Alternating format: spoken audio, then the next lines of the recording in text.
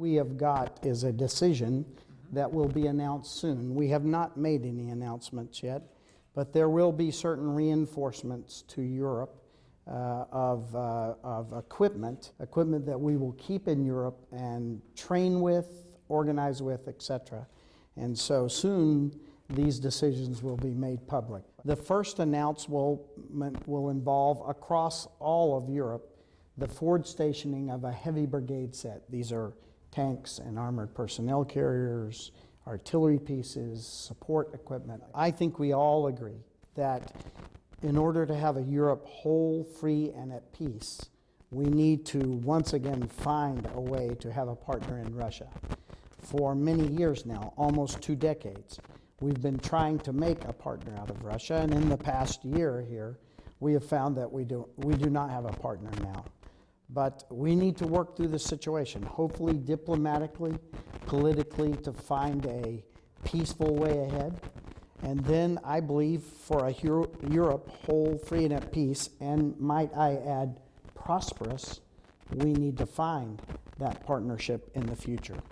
In the meantime, we need to be prepared for whatever might occur and begin those dialogues that bring us to a better place in the future. I wouldn't want to speculate about whether Mr. Putin is in or out. He's the current leader of the nation, and so I think we should address our efforts to reach him and the leadership of the country. So I think that the investment of all the NATO nations is very important. At Wales, we all took a decision at 28 nations for 28 took a decision that by 2024 we would attain 2% spending. And so that is still the goal, and I think the nations have to look at how they reach that goal. It's important because we all should share the burden. We all will share the benefits of our collective defense, so we should bear the burden of those collective defense. And so I think that I'm an optimist here. It's another 9.5 years till 2024. First and foremost, Romania is an awesome ally and a great partner. An example, which very few will probably know, but in our new mission in Afghanistan, in resolute support, in troop contributing nations, Romania is number 4 troop contributing nation to resolute support. Romania has shown a strong commitment to our alliance. As you know, Romania's military is committed to its own investment and its own improvement, and they serve now as an incredible partner in the field. Romanian regular troops, Romanian special operations forces, these are great soldiers who have proved their compatibility to NATO, and they have proved their worth in the field. This is an important country to anchor this part of the region. Romania lives in, shall we say, an interesting neighborhood. The Black Sea, very important to our alliance and how that works. Romania, a strong partner anchoring this part of the area. So we already have good leadership here in Romania, and I expect and we need continued leadership from Romania. First and foremost, these are not stabilizing events. It doesn't contribute to stability to talk about nuclear threats. And so we would hope that responsible nations will find their way to responsible conversations in this manner. And so that is what you'll see from us. You will see constructive, responsible dialogue to move forward in these issues. As a military person, I don't have a choice. We have to take all threats seriously. So we have to discuss what we would do and how we react. But again, we need to find the political, the diplomatic dialogue that advances this conversation as opposed to disrupts it. You always in all the TV stations or interviews, you are speaking as the general, as the big, important person, the supreme allied commander and so on. But who's Philip Breedlove besides this? What hobbies, what do you do? I mean, who's the person? Well, this is a great answer to be able to give. I'll try to keep it short.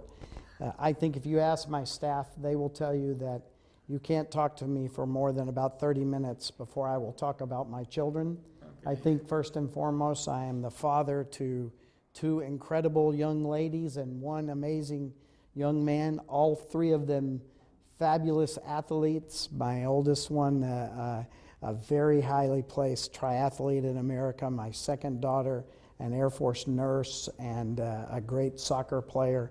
And my son excelling in academics and sports in his college. He's a sprinter. And so first and foremost, I think I'm a father and a husband. And if you want to know about my hobbies, there are many. The two I like the best, one is in summer and one is in winter. I love to ride my Harley Davidson. I recently completed a very long ride in the Alps. I love to ride motorcycles, and I love to ride them in Europe, and I get a lot of that. And in the winter, I like to put on my skis and go skiing. Wow. Well, I'm sure that not many people know this about you, actually. Okay, the last question. This will be serious. How do you see the solution for Ukraine?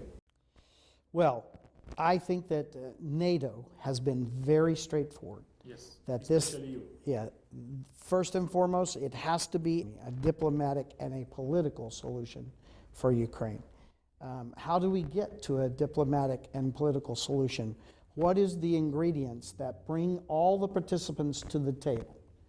And as I have said many times before, our opponent brings all of the tools of a nation's power to the table. He is bringing great diplomatic pressure on Kyiv. He has an incredible information campaign, or maybe disinformation campaign. He has brought his military might to the field in Ukraine. And he brings great economic pressure on Ukraine in the form of energy discussions and recalling loans. And so I think that we, as an alliance, need to answer with every element of our power, diplomatically, in the information space, militarily where it's appropriate, and economically. And so what we're trying to do is not defeat the opponent, but bring the opponent to the table for responsible diplomatic and political discussions that finds a way ahead. And if it doesn't work, you take in consideration also military solution? I have said many times that the military piece has to be something that we consider. We give our leaders our advice, and our leaders make their decisions. And at the end, let me give you this award. It's the biggest distinction of our organization. You help maintaining democracy in Europe and in Romania. And because of your efforts, and also our organization appreciates your efforts, we give you this distinction, which is the Excellence for Democracy Award, which is a distinction very important for us, and we hope you appreciate, and we appreciate your efforts.